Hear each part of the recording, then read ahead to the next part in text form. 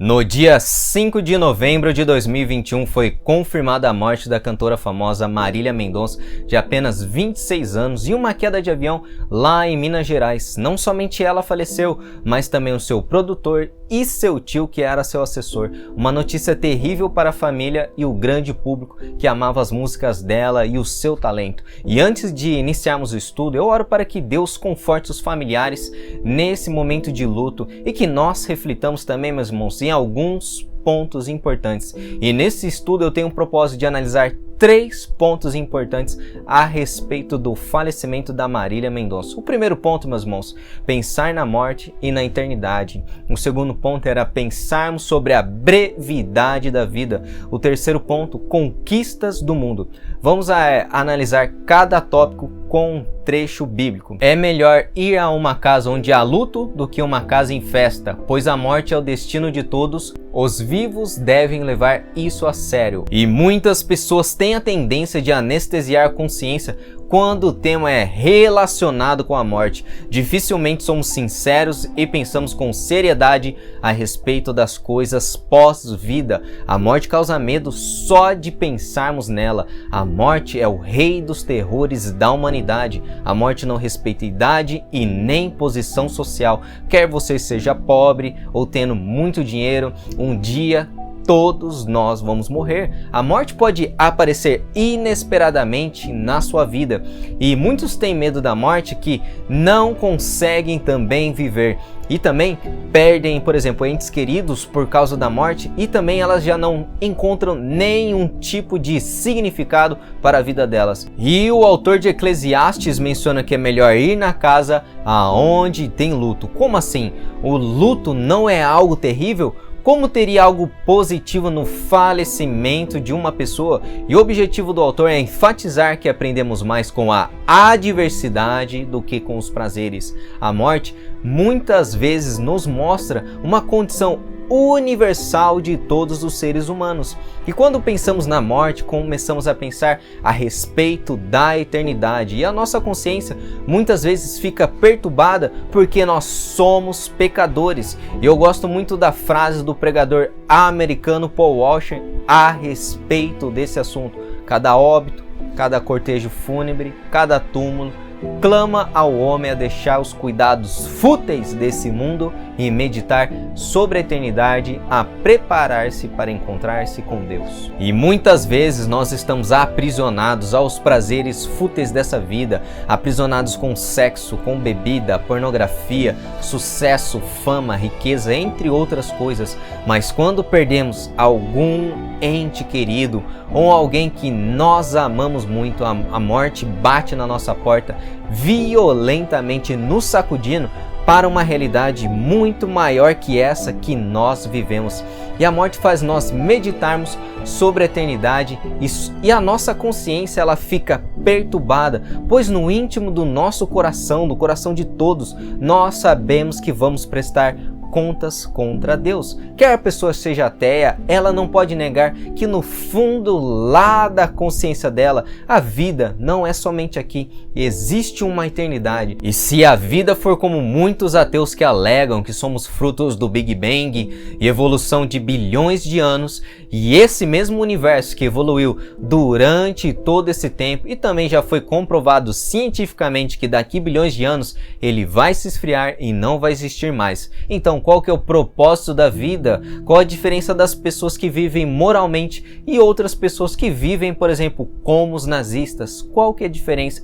Se não existe Deus, não existe eternidade e não existe sentido para absolutos morais. A vida é um absurdo se formos analisar nessa ótica de mundo. Então a morte faz nós pensarmos sobre esses temas e começarmos a levar eles mais a sério. E o segundo ponto é a brevidade da nossa vida. Os escritores bíblicos, inspirados pelo Espírito Santo, ressaltaram claramente a respeito da brevidade da vida nas Escrituras. Jó, em seu livro, por exemplo, ele menciona sobre a brevidade mais de 6 vezes. E encontramos também temas sobre a brevidade no livro dos Salmos. Veja alguns exemplos que eu separei. Os meus dias são mais velozes que a lançadeira do tecelão e se findam sem esperança. Lembra-te que a minha vida é um sopro os meus olhos não tornarão a ver o bem.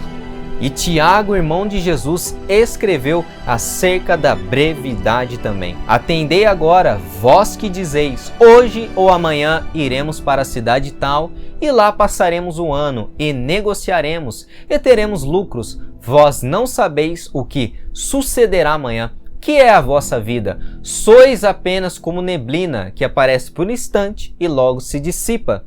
Em vez disso, deveis dizer, se o Senhor quiser, não só viveremos, como também faremos isto ou aquilo. E nós fazemos muitos planos durante toda a nossa vida. Planos de casar, planos de trabalhar, planos de ir de uma cidade para outra, por exemplo, de avião. Mas quantos desses planos nós consideramos Deus em todos eles? O homem faz planos, mas a vontade de Deus é que prevalece. Tiago está repreendendo pessoas que fazem planos sem considerar a providência e a soberania de Deus. Pessoas que agem assim são ateias na conduta. E muitos confessam a Deus com a boca, mas esquecem de consultar a Deus quando realizam planos em suas vidas. Jesus disse que não cai um pássaro no chão se Deus não tiver consentimento disso. E nesse trecho, Tiago ressalta a soberania de Deus. Se o Senhor quiser, nós faremos isso ou aquilo. Nós não sabemos o dia de amanhã. E quando menos esperamos, a morte vem e nos pega de surpresa. O que é a nossa vida? Um vapor? Um sopro? Nesse texto, Tiago também refere-se a uma nuvem de fumaça ou uma respiração que aparece por um momento no ar frio. Ele enfatiza a natureza transitória da vida. A nossa vida, meus irmãos, é uma nuvem de fumaça, um sopro. A nossa vida é como muitos já disseram que ela não passa, ela voa. E eu me lembro quando eu tinha 12 anos e jogava bola com meus amigos de infância e também ia na escola. E hoje eu estou casado com 27 anos e preciso urgentemente praticar atividades físicas, pois aquele corpo jovem que eu tinha hoje já não é o mesmo. A vida passa muito rápido e a morte faz nós lembrarmos que somos pó. Do pó nós viemos e do pó nós vamos retornar. E Tiago considera que pessoas que vivem nessa perspectiva de fazer planos, viagens, projetos, sonhos, sem considerar Deus na sua vida, isso é um ato pecaminoso.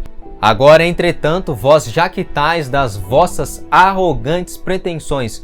Toda jactância semelhante a essa é maligna. Se gloriar das realizações, projetos futuros, planejando o dia de amanhã, sem considerar Deus na sua vida, isso é pecado. Tiago chama de jactância maligna. Isso vem de Satanás. Todos os planos que nós vamos realizar, devemos considerar a soberania de Deus e estarmos humildemente diante dele, levando nossos planos ao seu trono em oração. Em Atos 17, no verso 18, nós encontramos que em Deus nós vivemos, nos movemos e existimos. Deus criou a humanidade e ainda continua a agir na esfera terrena. Não viver nessa perspectiva e realizar planos sem colocar Deus em primeiro lugar é pecado. Por isso, qualquer planejamento que queremos aplicar na nossa vida pode ser o menor possível. Devemos levar a Deus em humildade e reconhecer a soberania de Deus nas nossas vidas. E o terceiro e último ponto que eu gostaria de analisar são as conquistas do mundo. Veja o que Jesus escreveu acerca disso. Que aproveita o homem ganhar o mundo inteiro e perder a sua alma? Que daria um homem em troca da sua alma? E nessa passagem, Jesus está tratando acerca do preço do discipulado. O discípulo de Cristo carrega uma cruz e ele é chamado a negar-se a si mesmo. Ser chamado a ser um discípulo de Cristo não é ter uma vida de facilidades, conforto ou aceitação nesse mundo. Isso é o que muitas igrejas heréticas pregam e pregadores coach também estão pregando por aí. O chamado ao evangelho é um chamado ao arrependimento. E comentando brevemente sobre a cantora Marília Mendonça, ela faleceu deixando um público de mais de 22 milhões de pessoas no YouTube, tendo 13 bilhões de visualizações em seus vídeos, 40 milhões de pessoas no seu Instagram.